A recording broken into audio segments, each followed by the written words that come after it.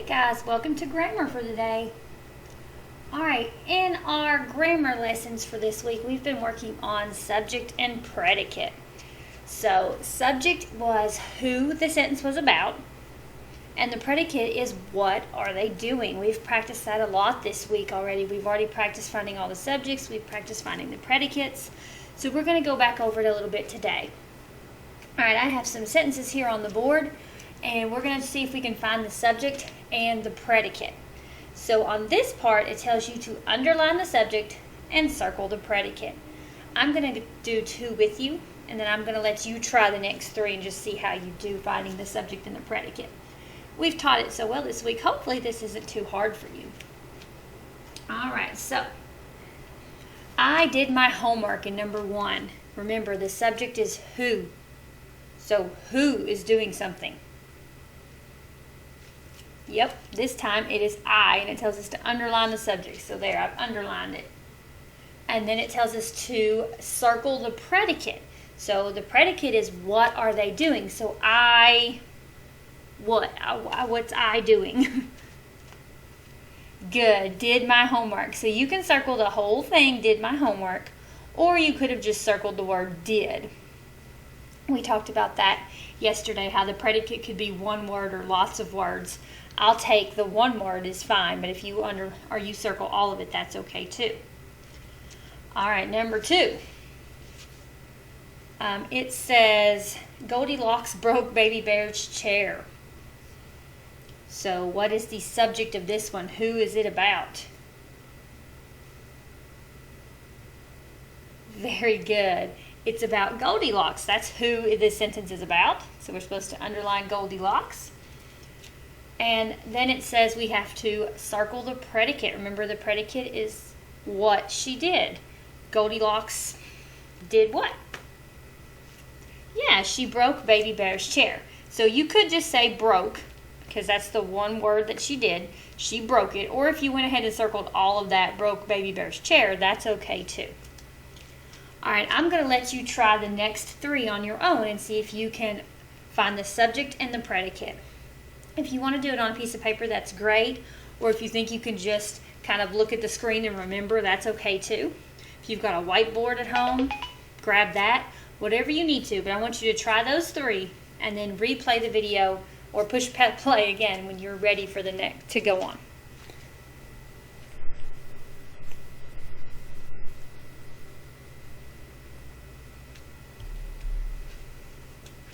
All right. Hopefully you found the subject and the predicate of these sentences. So let's look over number 3 and see if I agree with what you said. We will have an eclipse of the moon tomorrow. So the subject is who is doing something. Who's the sentence about? This sentence is about we. And then your predicate is what are we doing? Oh, we will have an eclipse of the moon tomorrow. So you could say we will have an eclipse of the moon, the whole thing. Or you could have just said we will have an eclipse. Maybe. That might have been all you found. Number 4, this morning Johnny felt sick. So our subject is who is the sentence about? The sentence is about Johnny, you're right. And then our predicate is what about Johnny? Or what did Johnny do? Johnny felt sick. Very good. Felt sick. And then on number 5, on Wednesday, we will have a fire drill. So who's this sentence about? Good. It's about we. We don't really know who those people are, but it's about we. And then what will we do? That's our predicate. We will have a fire drill. Very good. We will have a fire drill. Awesome. All right.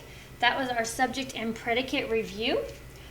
Before I set you loose on your assignment, though, on this next page, I have wrote some sentences. But I bet you noticed what I forgot on all the sentences. Yes, I didn't put any end marks, and we know that sentences have to have end marks. We talked about that last week. So the first thing we're going to do is figure out what kind of end mark each sentence needs. And then we're going to find the subject and predicate of these two, just to help us go back over subject and predicate a little bit more. So in the first sentence, why is Mouse afraid? Why is Mouse afraid?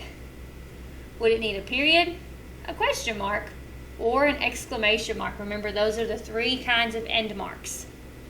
Why is Mouse afraid? This sounds like it's asking a question. Why is Mouse afraid? And I know that questions don't need periods, and questions don't need exclamation marks. They need question marks. Awesome. All right, how about he is afraid of snake? Would that need a period, a question mark, or an exclamation mark? He is afraid of snake. Well, that doesn't sound like a question. It's just telling you that he is afraid of snake. And sentences that just tell you something are statements. And statements don't need exclamation marks because that's when we're yelling. And statements don't need question marks. They need periods. Awesome. All right. Oh no, he fell in a hole. Would that need a period, a question mark, or an exclamation mark? Oh no, he fell in a hole.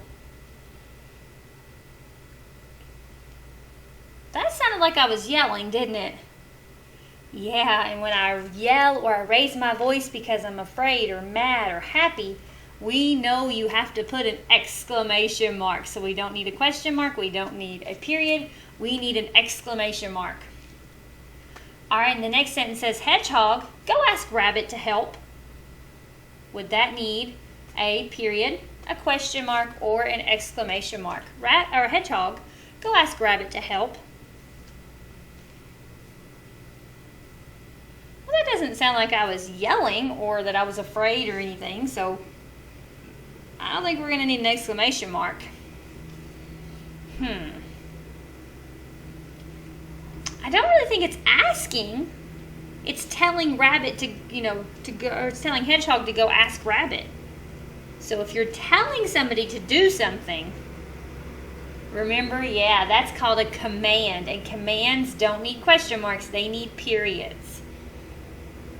And then the last sentence, Snake will rescue Mouse. Would it need a period, a question mark, or an exclamation mark? Snake will rescue Mouse. That doesn't sound like I'm yelling, does it? Nope, so I don't think I need the exclamation mark. Is it asking a question or just telling something? Snake will rescue Mouse. Well, that doesn't sound like a question, so I don't think it needs a question mark. You're right, it needs just a period, because it's just telling you that Snake will rescue Mouse. Awesome job on your end marks. Now let's see if we can real quick find the subject and the predicate of each of these sentences. So in the first sentence, why is Mouse afraid? Well, who's the sentence about? That's your subject. Yes, it's Mouse. So I'm going to write an S there because that's the subject right above Mouse, because that's your subject. And then, what is Mouse doing? Mouse what? What's the predicate?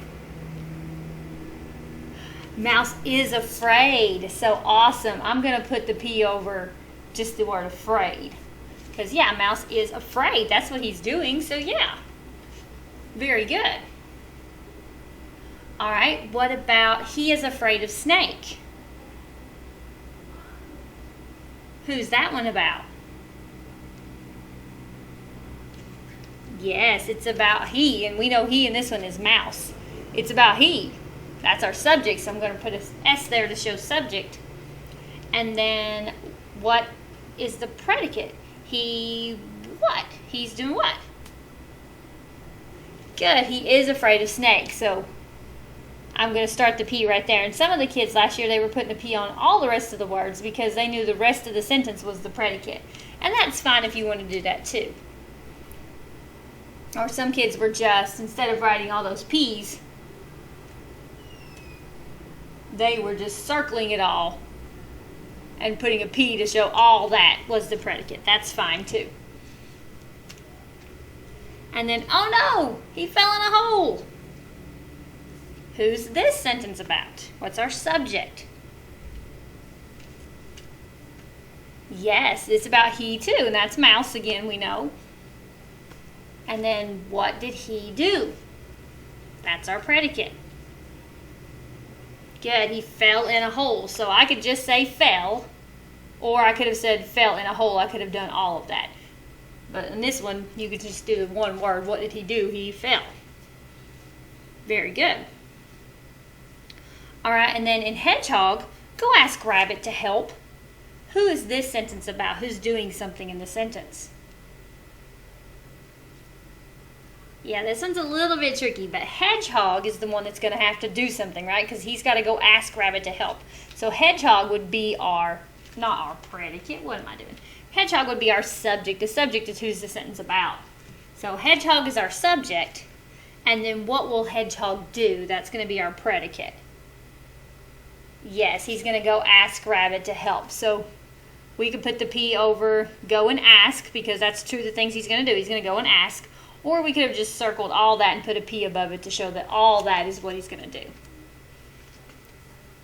And then in the last sentence, snake will rescue mouse. Who is that sentence about? Who's going to do something? That's our subject. Yes, it's snake. And then what will snake do?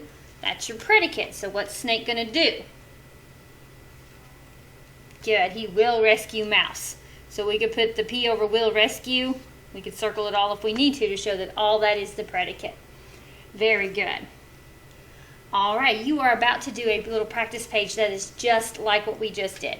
It wants you to put the S over the subject and the P over the predicate. Be really careful of where you put the P. Make sure it's what they're doing. Okay, make sure it's what they're doing. And remember, the S is who is it about. That's our subject. All right, I think you're going to do awesome on this. Have a good day, guys.